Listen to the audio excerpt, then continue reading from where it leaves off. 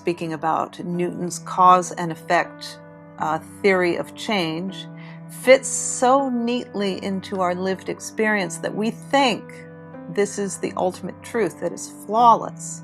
A particular way of seeing has been discovered by Newton, who was a brujo, inspires and catalyzes and fixes a new way of seeing in the context of where our collective consciousness is. A model that we inherited from the scientific revolution, a model we get from Newton.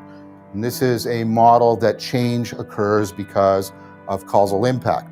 But we give an explanation, what causes it to be, because all change and development is there's an event A, and it somehow, right, causes event B, causes event C. Event A precedes B, makes B happen, and then B precedes C, and B makes C happen. This seemed to solve a lot of problems. Your relationship with this Christ character during that time, I mean, who was he to you and how did that work? I was already asking existential questions. So I needed a story that makes sense for why. Like I said, I'm not the only person. In my brain, I'm the main character, but there seems to be other main characters that I have to deal with, interact with.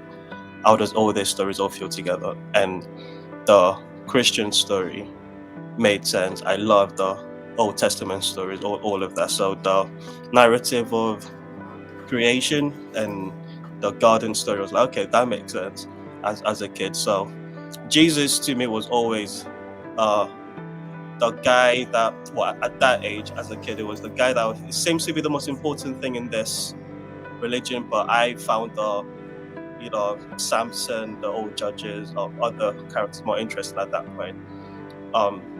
So yeah, Jesus was just a central figure for a religion that had a lot of cool stories, and yeah, that's the role he played at that stage.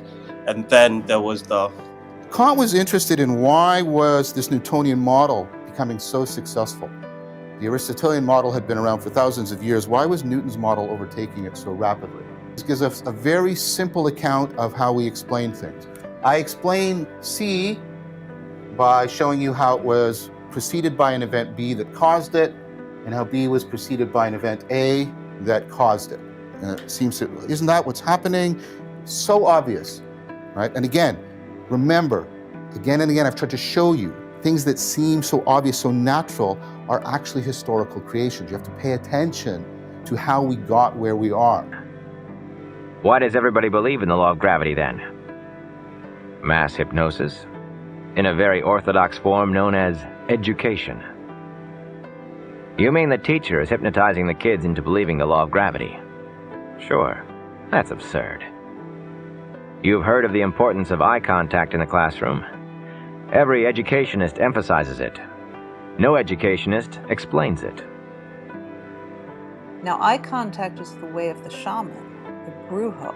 which was, I don't remember much, but I remember going up to say the Jesus prayer, and I remember there was a film or crucifixion saying that had an impact. I was crying. It was very impactful. I don't remember why, it was very impactful. I went up, said the Jesus prayer, and that's the first of many times I'll go up and say the Jesus prayer, because I kept doing it. And so from that point, Jesus became more of a figure, because it was the one you pray to. When you finish your prayer, you say in Jesus' name. So it became the connector that whoever God was. Yeah.